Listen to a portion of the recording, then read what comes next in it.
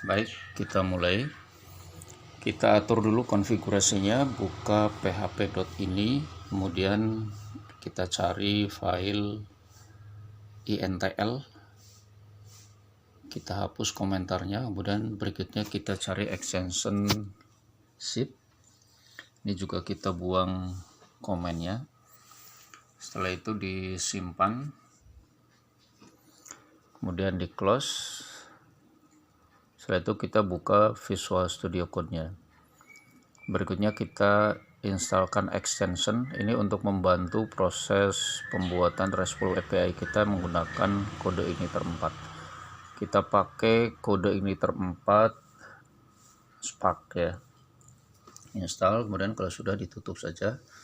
Selanjutnya buka ke command prompt, kemudian arahkan ke folder htdoc-nya Anda berada. Ini saya di D. Kemudian diperintahkan composer create project kode igniter 4 /appstarter, kemudian PMO 2024 ini nama foldernya. Jadi ini proses membuat struktur folder untuk kode igniter 4-nya. Ditunggu sampai dengan prosesnya selesai. Ini akan tergantung dengan kekuatan internetnya Anda ya. Kalau internetnya kecepatannya tinggi maka akan cepat. Oke, sudah selesai. Selanjutnya kita buka folder PMO 2024-nya. Kemudian kita buka di kode igniter di Visual Studio Code. Nah, ini sudah dibuka di Visual Studio Code-nya. Kita ganti env, ini adalah untuk ngatur konfigurasi. Env-nya diganti jadi .env. Kemudian dirubah environment-nya, kita rubah ke mode development. Setelah dirubah ke mode development, berikutnya atur konfigurasi database. Ya, kita buka dulu di SAM-nya, kemudian start Apache dan MySQL ya. Terus masuk ke phpMyAdmin. Nah, di sini kita buat database sebut saja database-nya misalkan PMO 2024, kemudian create. Nah, ini database-nya. Biarkan saja kosong, tidak ada tabel apapun karena nanti akan dibuat dari kode igniternya langsung. Nah, ini kita atur konfigurasinya, database-nya kita bikin PMO 2024 sesuai dengan yang tadi ada di phpMyAdmin-nya. Passwordnya saya kosongkan saja. Dan setelah itu ini kita simpan ya, terus bikin migration. Berikutnya migration, kita sebut saja nama migration-nya pendaftaran. Ya, ini struktur tabel nanti akan dibuat melalui ini struktur tabelnya. Nah, kita tambahkan nama-nama fieldnya ya. Yang pertama kita pakai ID, kemudian berikutnya nama, tipe datanya varchar, kemudian kita tambahkan constraint. Constraint-nya kita tentukan 100, ini berarti panjang datanya ya. Kemudian berikutnya ditambahkan atau kita lengkapi field-field yang lainnya. Lanjutkan dengan email, tipe datanya sama, varchar, kemudian lanjutkan lagi dengan membuat sekarang nomor telepon, tipe datanya varchar juga, biarkan saja 100. Kemudian berikutnya kita tambahkan bahasa. Untuk nomor telepon kita pakai 20 lah, sekitar 20 karakter.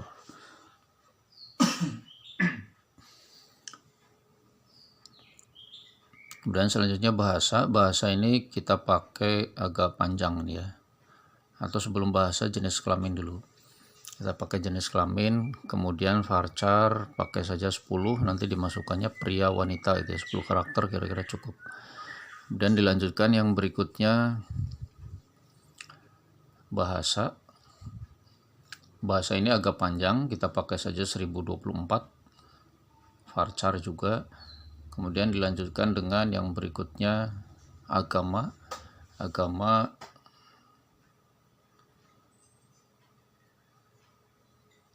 Bentar, agama ini berarti kita pakai saja, tidak usah terlalu panjang kayaknya, kita kasih 20 saja. Kemudian setelah agama dilanjutkan dengan kita tambahkan tanggal lahir, tanggal daftar ya. Tanggal daftar, tipe datanya date, kemudian kita atur nolnya kita kasih false, artinya ini tidak boleh kosong. Kemudian berikutnya kita tambahkan lagi jam daftar. Jam daftar kita pakai tipenya time, kemudian constraint-nya juga sama, pakai null, diatur false, berarti ini tidak boleh kosong juga. Nah, kita cek sekali lagi, ini nama-nama fieldnya sudah betul ya, nama-nama fieldnya sudah, pastikan tidak ada nama field yang salah. Dan kita sebutkan nama tabelnya atau kita beri nama tabelnya, ini nama tabelnya pendaftaran. Oke, kalau sudah kita simpan, kemudian kita jalankan pakai Spark migrate. Nah, ini sudah, kalau kita cek sekarang di PHP My Admin-nya, nah ini sudah muncul ya. Tabel pendaftarannya sudah masuk di sini. Struktur tabelnya sama persis dengan yang tadi kita buat di migration. Oke, kalau kita browse belum ada datanya ya, karena memang kita belum mengisi data. Nah, selanjutnya kita buat data dummy-nya, kita bikin saja menggunakan seeder. Kita buatkan Spark seeder, mix seeder ya. Kita kasih nama filenya pendaftaran juga. Nah, datanya kita masukkan di bagian data sini. Biar mudah kita ambilkan saja datanya nanti dari migration ya. Kita ambilkan datanya dari migration biar tidak salah-salah nama fieldnya. Ini kita blok dulu, kita copy.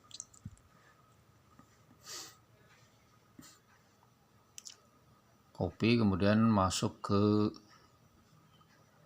pendaftaran seedernya, kita pastekan di sini.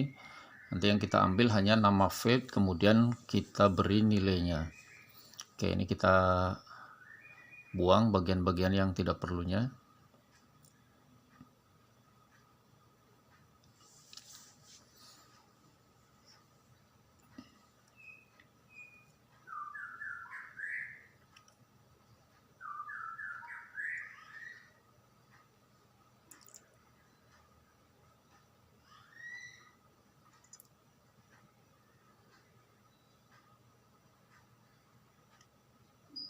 Ya, seperti ini ya caranya. Kemudian kita langsung kasih tanda petik, setelah itu kita masukkan nilai-nilainya. Misalkan untuk data yang pertama pakai nama saya sendiri, kemudian emailnya, kemudian pakai @gmail.com ya, @gmail.com. Kemudian masukkan nomor teleponnya, kemudian masukkan jenis kelamin, terus bahasanya ini dipisahkan saja dengan koma-koma, Indonesia, Inggris, Arab, dan seterusnya. Segala macam bahasa yang dikuasai oleh orang tersebut atau oleh data pendaftar tersebut dimasukkan dengan dipisahkan pakai koma. Agama masukkan juga, tanggal daftarnya ini saya pakai saja 2024 1 Januari. Kemudian jam daftarnya jam 20.10, ini hanya untuk sekedar data dummy saja ya. Ini kita kopikan, kita bikin data yang kedua. Ini saya pakai nama belakang saya, kemudian nomor teleponnya biar beda, kemudian bahasanya juga ditambahkan biar terlihat datanya memang berbeda, dan tanggal daftarnya juga dirubah, jam daftarnya juga dirubah. Oke, selanjutnya tambahkan satu data lagi lah, data yang ketiga.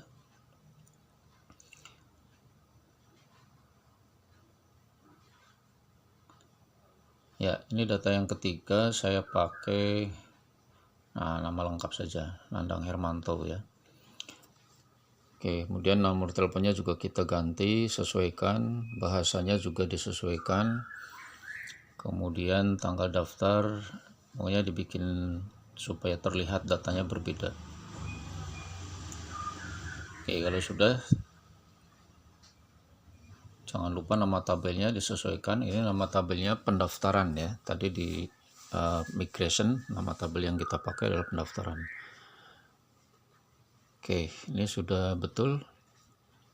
Kemudian dijalankan, tinggal pilih Spark, kemudian DB seeder.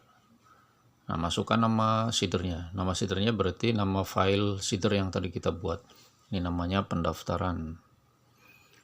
Nah, ini sudah kita cek di database-nya, di browse. Nah, ini sudah masuk. Nah, data dummy-nya sudah masuk. Kemudian selanjutnya kita buat model ya. Selanjutnya kita bikin model. Nah, caranya pakai Spark, kemudian make model, sebut saja modelnya pendaftaran model. Ini nama tabel, nama file modelnya. Ini sudah dibuatkan langsung struktur modelnya secara otomatis ya. Kemudian lanjut dengan membuat entity. Kita buatkan entity-nya pendaftaran juga saja namanya. Nah, untuk entity cukup seperti ini saja dulu. Kemudian masuk lagi, kita kembali ke pendaftaran model ya. Nah, nama tabelnya dibetulkan. Ini nama tabelnya pendaftaran. Tadi ada S-nya, kita buang S-nya. Primary key-nya sudah betul, ID, kemudian return type-nya kita pakai entity-nya. Nah, entity ada di folder entities pendaftaran ya. Jadi kita tuliskan app, kemudian entities, terus pendaftaran. Nah, pendaftaran ini nama file entity-nya. Jadi nanti nilai baliknya berupa entity. Terus allow field, ini field yang boleh diakses di database-nya kita. Kita ambilkan lagi saja dari seeder ya. Biar tidak salah nulis, kita kopikan saja.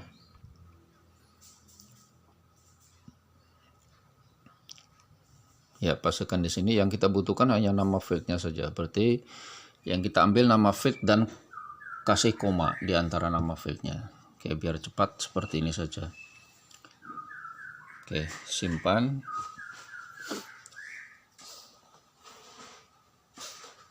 Selanjutnya kita buat validation. Nah, validation ini untuk memberikan validasi. Kita isi di validation rule, kita buatkan cara membuat validation rule-nya, kita kopikan juga saja tadi dari allow field-nya ya. Kemudian kita tambahkan seperti ini biar cepat saja.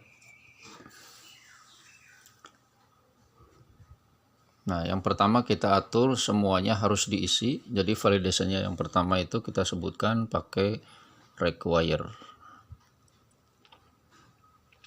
Itu untuk nama wajib diisi, email wajib diisi, dan seterusnya ya. Selanjutnya kita berikan validation message-nya. Nah, validation message ini adalah pesan yang akan ditampilkan jika ternyata datanya tidak valid. Misalkan ketika namanya tidak diisi, maka akan keluar pesan sesuaikan dengan validasi yang diceknya.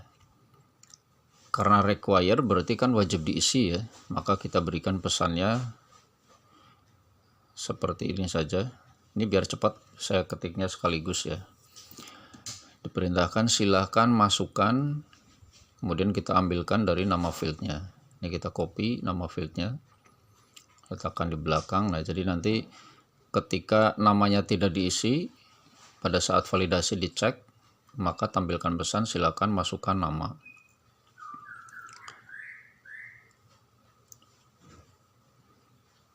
Nah, seperti itu ya.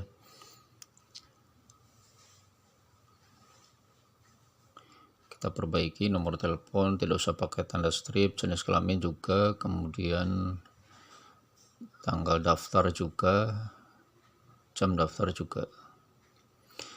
Nama fieldnya tapi tidak boleh dirubah ya. Kalau ada tanda strip tetap tanda strip. Nah, nanti kalau namanya tidak diisi, misalkan nanti akan dimunculkan silakan masukkan nama gitu. Email tidak diisi juga akan menampilkan silakan masukkan email. seperti itu. Ini untuk ngatur validasi ya, untuk ngatur validation. Kemudian kita lanjutkan sekarang dengan membuat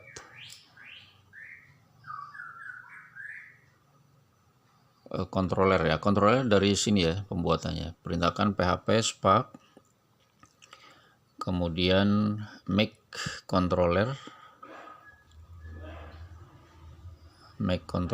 kemudian sebutkan nama kontrolernya, dan jangan lupa ditambahkan belakangnya main RESTful, karena kita akan membuat controller untuk RESTful API. Kalau tidak pakai RESTful nanti keluarnya controller standar biasa. Nah, ini sudah dibuatkan ya, strukturnya sudah dibuat seperti ini. Kemudian kita buang bagian-bagian yang tidak perlu. Ini saya blok saja, terus di Ctrl D sampai habis, kemudian di Ctrl X sekali lagi. Nah, ini sudah dibuang yang bagian-bagian tidak perlu, yang komen-komennya. Terus beberapa bagian yang tidak kita pakai juga kita buang saja. Edit juga ini tidak dipakai. Oke. Jadi yang kita pakai ini ya. Nanti akan kita buat itu index, kemudian show, create, update, dan delete yang akan kita pakai. Oke, ini sudah kontrolernya. Baru struktur dasar ya. Kemudian kita buatkan atribut protected, kasih model name, ini nama modelnya. Penamaan ini standarnya dari kode igniter ya, jadi jangan diganti. Kalau model name ya model name saja, jangan dirubah jadi nama model gitu. Nah, nama modelnya kita ambilkan dari model yang tadi kita buat, namanya pendaftaran model, adanya di app, kemudian models, kemudian nama modelnya ya, nama modelnya pendaftaran model. Oke, terus setelah itu kita buatkan juga protected tipe datanya, maksudnya tipe data untuk nilai baliknya. Kita mau pakai tipe datanya JSON, jadi kita pakai saja protected format JSON JavaScript Object Notation. Nah, sekarang kita buat pada saat kita buat untuk menampilkan seluruh data ya. Di bagian index ini kita tambahkan saja this return, kemudian respon. Nah, responnya apa? Responnya kita ambilkan dari this model, kemudian find all.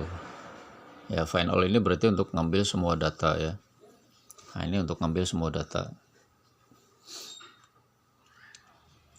Oke, setelah itu kita masuk ke konfigurasi, ke config dulu. Kita atur routingnya dulu ya. Masuk ke route. Nah, di route ini kita tambahkan, ini untuk mendaftarkan nama controller yang sudah kita buat. Route, kemudian pakai resource ya. Dan sebutkan nama kontrolernya, pendaftaran. Oke, kita simpan. Kembali lagi ke kontrolernya ya. Oke, ini sudah kita buat.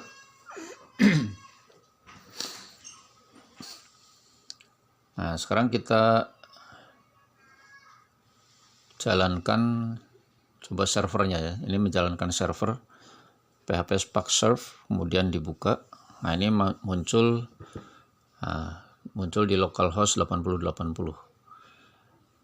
Pendaftaran, ini nama kontrolernya. Oh, ternyata tidak muncul ya. Localhost 8080 pendaftaran controller or its method is not found. Berarti ini ada yang salah.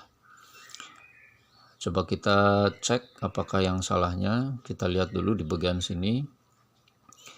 Route-nya sudah betul ya, pendaftaran route resource pendaftaran. Oke, ini sudah betul. Coba di pendaftarannya, di kontrolernya kita lihat apanya yang salah. Oh ya, di bagian sini ya, ini kurang N ya, pendaftaran. Kita perbaiki jadi pendaftaran. Kita cek, sudah kita simpan ya, coba jalankan lagi. Oh ya, masih belum juga, kita cek lagi, masih ada yang salah. bagian mananya yang salah. Kita cek, ini sudah pendaftaran. Oh ya, nama filenya kayaknya masuk. Nah ya betul, ini pendaftara ya, kita ganti nama filenya jadi pendaftaran, salah ketik.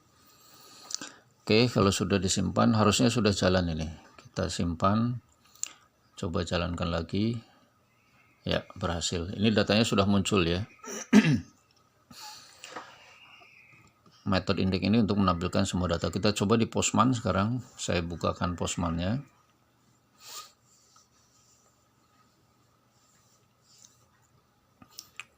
Nah, URL yang tadi kita kopikan saja. Yang ini kita kopikan ke Postman. Nah, ini kita hapus dulu saja semua. Close all, kemudian buat request baru pakai metode get ya. URL-nya kita masukkan, terus kita send. Nah, ini muncul. Jadi sekarang untuk yang get sudah berhasil. Get itu tadi metodenya index ya. Get itu tadi metodenya index. Oke. Selanjutnya kita buat lagi metode untuk menambah data. Nanti akan kita kirim dengan post ini ya. Pertama kita bikin dulu sebuah variabel, nama variabelnya data, untuk menampung data inputan dari user ya. Maka ini kita perintahkan data, kemudian this request, kemudian get post.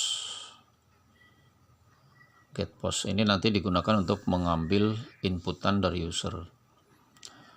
Kemudian berikutnya kita buat variabel untuk entity-nya, membuat objek entity ya. Objek entity-nya ini kita lihat ada di folder entities, dari app, kemudian entities, terus pendaftaran. Oke, kita buatkan di sini pendaftaran new backslash app backslash lagi entities. Entities ini nama foldernya, kemudian pendaftaran ini nama file entity-nya. Jangan lupa kurung buka kurung tutup, titik koma. Oke, terus berikutnya kita isi entity-nya dengan data inputan dari user. Berarti pendaftaran, fill, kita masukkan data. Nah, ini berarti untuk memasukkan data ke dalam entity yang berasal dari inputan user. Terus selanjutnya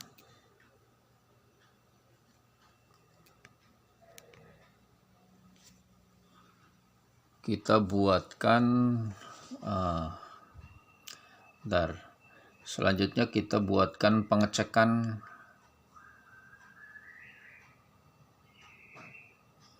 validasi ya. Kita cek validasi apakah datanya sudah betul atau belum inputannya. Kita perintahkan begini, this validate, kemudian kurung buka.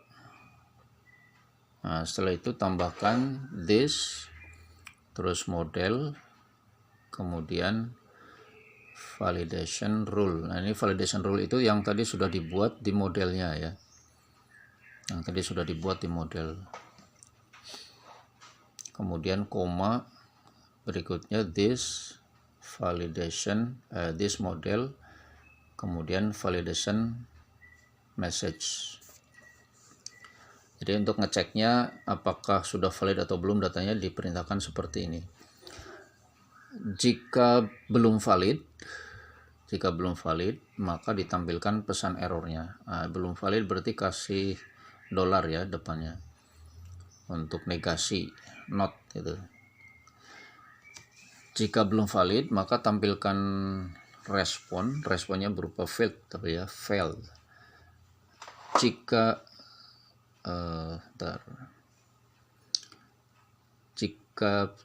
tidak valid maka tampilkan berupa validator get error. Sebentar, seperti ini ya.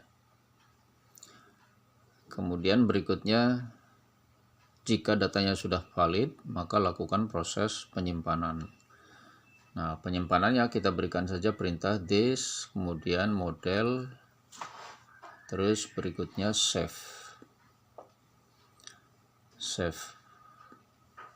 Kemudian datanya sudah dimasukkan di entity pendaftaran ya. Nah, kemudian ditampilkan responnya. Jika berhasil disimpan, maka this return responnya respon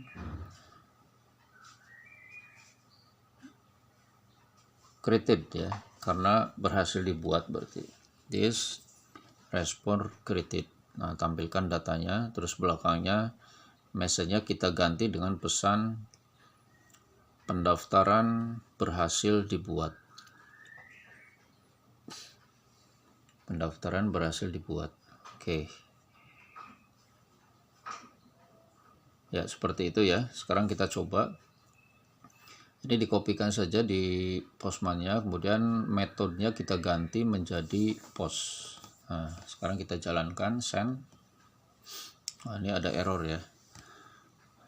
Coba kita teliti errornya apa.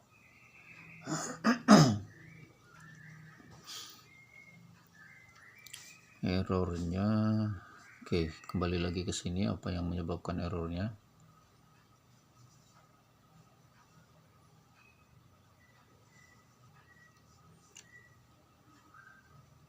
Oh ya, ini di sini ya. Ini kurang pakai failed. Nah, failed itu berarti menyatakan jika gagal. Jika gagal maka tampilkan responnya berupa failed.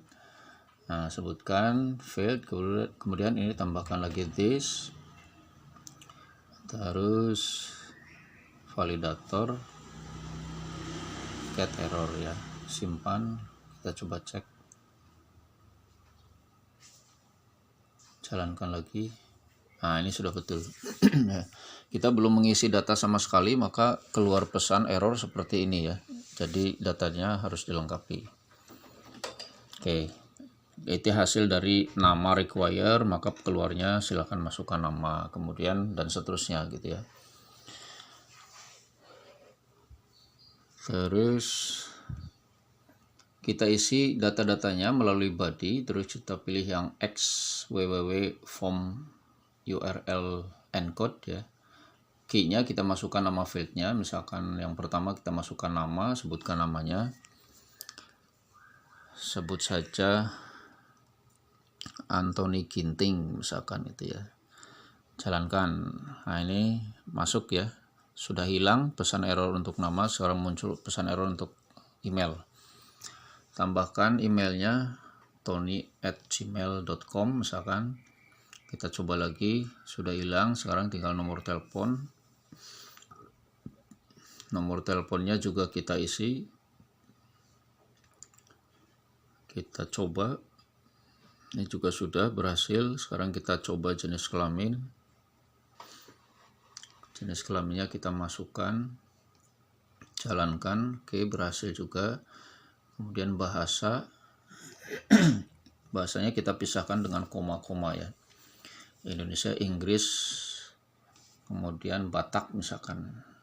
Tony Ginting. Oke, terus yang berikutnya agama, ini saya nggak tahu ya, asal ngarang saja, misalkan Katolik gitu. Send. Kemudian tanggal daftarnya kita masukkan, misalkan sebut saja 2024 bulan Januari tanggal 12 misalkan. Simpan. Nah, tinggal jam daftarnya, ini jam daftarnya kita masukkan, kemudian di send 10 lah ya, send. Nah, ini berhasil masuk, kemudian kita cek apakah betul masuk, dilihat dari get ya, ini di send lagi, kita cek. Nah, ini Anthony Ginting sudah berhasil masuk di database-nya. Sekarang coba ini kita kirimkan lagi. Nah, ini berarti masih masuk lagi ya. Kalau kita send lagi berarti ada dua data. Anthony Ginting sama tuh. Anthony Ginting ini nomor 4, kemudian nomor 5 juga Anthony Ginting juga. Oke. Kita tambahkan ya validation-nya. Misalkan saya mau menambahkan validation-nya is unique. Nah, is unique ini tujuannya biar tidak ada nama yang sama. Kita tambahkan is unique.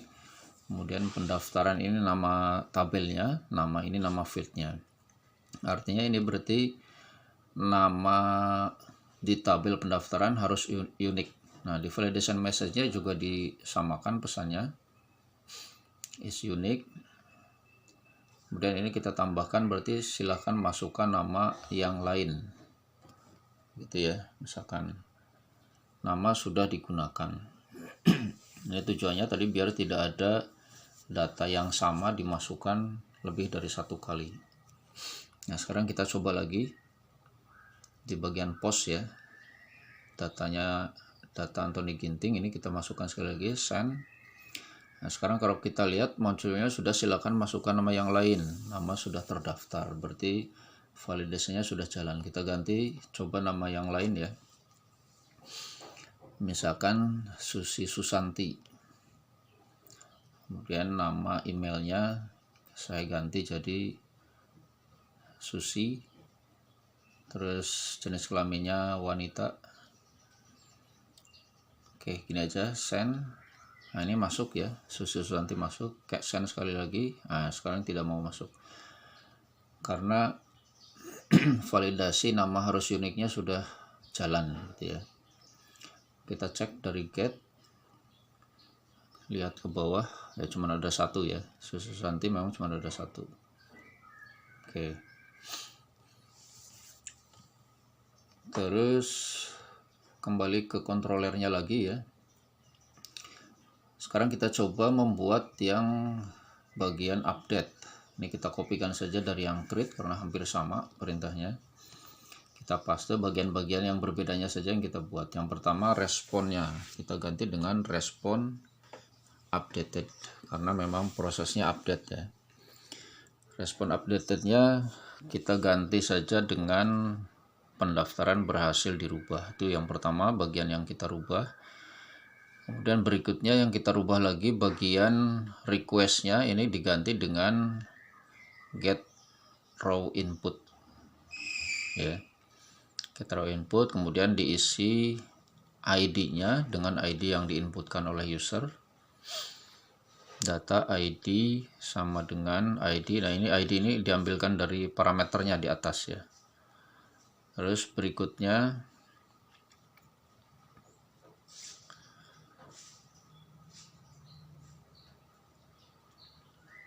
oke, lanjutkan dengan pengetesan dulu. Kita cari dulu apakah datanya ada atau tidak. Nanti kalau tidak ada, tidak usah diupdate gitu ya.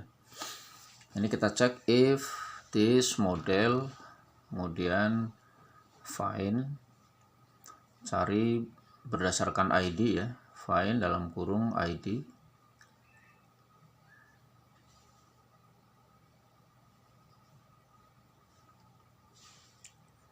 Kemudian di bawahnya tampilkan pesan. Oh ya, kita kasih dolar dulu ya. Artinya ini jika tidak ketemu. Jika tidak ketemu maka tampilkan pesan atau tampilkan responnya. Return responnya berarti kita perintahkan this, kemudian respon. Ini failed ya, failed ya. Karena tidak ketemu maka responnya failed. Data tidak ditemukan. Oke, pesannya gitu aja. Jika tidak ditemukan maka tampilkan pesan data tidak ditemukan. Kemudian ke bawahnya sama ya perintahnya. Tadi responnya saja yang dirubah jadi respon update. Oke, ini perintah update ya. Kemudian coba kita duplikat saja dari post. Setelah itu kita ganti metodenya menjadi put. Update ini pakainya put ya, jalankan. Nah, ini error nih, can't find a route for put pendaftaran. Oke, ini harus ditambahkan slash kuncinya apa gitu ya. Kita tambahkan slash kuncinya apa, kuncinya adalah ID. Jadi kita mau mengupdate berdasarkan ID, maka di URL nya kita tambahkan ID.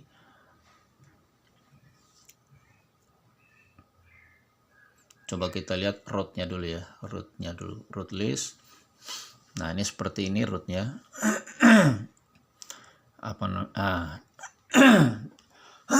Jadi kalau mau mengupdate itu pakai put, tambahkan slash kuncinya gitu ya. pendaftaran slash nanti ID-nya dituliskan di situ. Oke, kita kembali lagi. Misalkan kita pakai yang mau diupdate ini ID yang 100 misalkan, kita lihat pesannya akan seperti apa.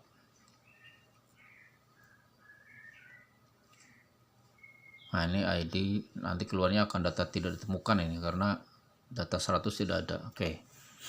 ID 100 tidak ada karena ID-nya baru sampai dengan berapa nih? Coba kita send dulu. Ini sampai 6 ya. Sampai ya, kita coba mengupdate punya Nandang saja. Ini berarti kita kasih 1 ID-nya. Kemudian body-nya diisi Susi Susanti. Ya, diganti ya. Ini jadi Nandang edit. Ini juga Nandang edit pria ya. Kemudian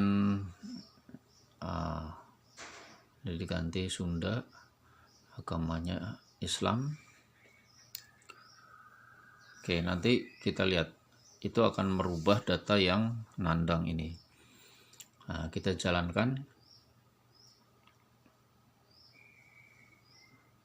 Send. Ya, berhasil ya diupdate. Kemudian kita cek apakah betul sudah berhasil. Ya, berhasil.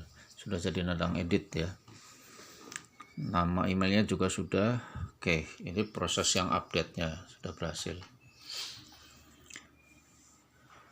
Kemudian berikutnya kita pelajari yang delete ya. Delete ini kita copy saja dulu ke sini untuk proses pencarian datanya biar tidak usah ngetik ulang ya. Cari dulu berdasarkan ID, kemudian jika tidak ditemukan tampilkan pesan error. Nah, sekarang kita buat kode program untuk proses hapusnya. If this, kemudian model, kemudian delete. Oke, ini proses hapusnya ya. Tambahkan ke sini. Nah, kita ambilkan dari sini saja. Respon. Oh, tulis respon karena beda ya ternyata. Respon delete ini ya. Responnya kita pilih yang respon deleted. Ya, respon deleted. Kita ganti saja gini, data satu pesan sajalah langsung. Data dengan ID $ID berhasil dihapus. Oke, kayak gini aja. Kita coba ya. Ini kita duplikat saja dari yang get ya. Dari yang get kita duplikat. Kemudian kita tambahkan jadi delete. Kemudian kita jalankan. Ada error lagi. Can't find root. Oke, tambahkan slash garis miring nama fieldnya ya. Apa namanya? ID-nya. Ini ID-nya 100. Data tidak temukan karena data yang 100 memang tidak ada. Kita coba hapus salah satu data, misalkan ya ini. Kita coba ya. Ganti yang dihapus data yang ke-1. Send. Oh, error juga. Kita cek apa errornya, pendaftaran. Ntar ini kita cek dulu. Ya, kita perbaiki.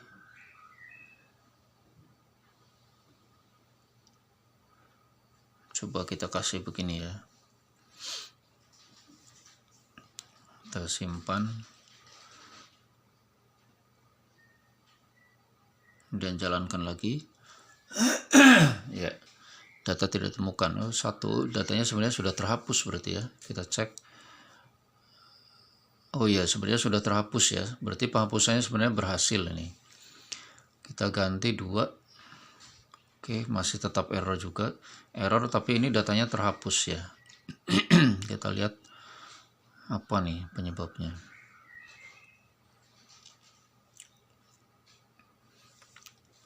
Oke, ini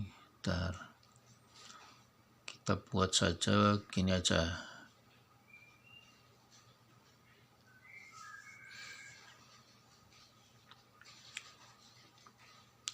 Ini saya ganti dengan data berhasil dihapus. Ya, cukup gitu sajalah, pesannya langsung seperti itu aja. Ini disk 2 ya. Disknya ada 2 nih. Hapus salah satu. Oke. Ya, salah nulis, disknya ada double itu, disk. Oke. Kita cek sekali lagi ya.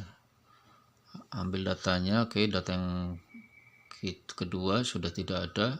Coba ganti yang ketiga, hapus. Ya, berhasil. Data dengan ID 3 berhasil dihapus. Oke, ini tanda kurungnya kita buang saja. Tadi kelebihan disk ya, saya nulis 2 kali. Simpan, kita coba lagi, tidak berhasil, tidak ada. Kemudian kita coba hapus data yang lain, pakai data yang keempat, misalkan send. Oke, berhasil ya. Berarti sudah berhasil menghapus data. Oke, program hapus datanya sudah berhasil ya. Selanjutnya kita tambahkan yang belum apa ya nih. Geser, coba lihat ke atas. Oh ya, show belum dibikin. Ya, show ini ngambil data tertentu saja ya. Kita ambil dari ini saja. Ya, ini pakai find, menampilkan data tertentu, terus kayak gini. Pertama dicari dulu ya datanya. Kalau data yang mau ditampilkan tidak ada, maka tampilkan pesan data tidak ditemukan. Terus kalau ada, maka tampilkan pakai respon juga, return this respon find, kemudian sebutkan ID-nya